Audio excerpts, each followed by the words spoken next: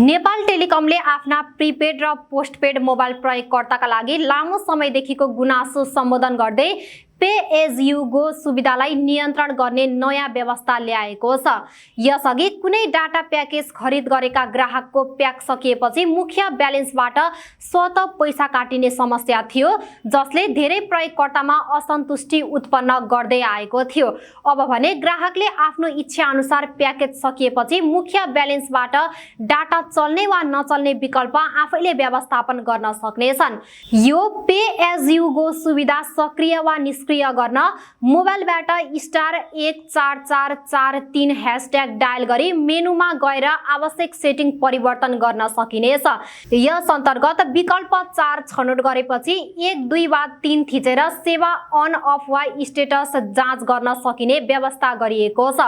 यदि ग्राहकले यो सुविधा निष्क्रिय गरेमा डाटा प्याक समाप्त भएपछि इन्टरनेट स्वतः बन्द हुनेछ र मुख्य ब्यालेन्स सुरक्षित रहनेछ।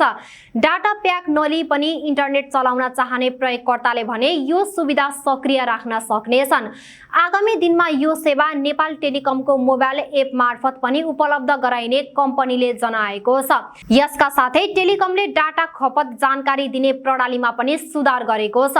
अब डाटा प्याकेजको 90% खपत भएपछि ग्राहकलाई एसएमएस मार्फत सूचना पठाइने व्यवस्था गरिएको छ, जसले अनियन्त्रित खर्च रोक्न सहयोग गर्ने अपेक्षा गरिएको छ।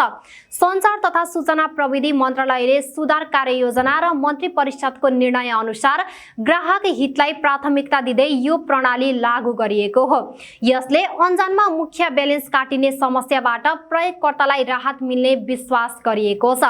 यससँगै नेपाल टेलिकमले नयाँ प्रिपेड कम्बो 279 प्याकेज पनि सार्वजनिक गरेको छ, जसको अवधि अब 28 दिनको सट्टा पुनः 30 दिन कायम गरिएको छ। सो प्याकेज अन्तर्गत ग्राहकले 300 minute talk time, 4 GB data र टेलिकम नेटवर्क भित्र प्रयोग गर्न मिल्ने 20 एसएमएस पाउनेछन्। टेलिकमले भविष्यमा अन्य प्याकेजहरूलाई पनि 30 दिनको वैधतामा रूपान्तरण गर्ने योजना बनाएको जनाएको छ।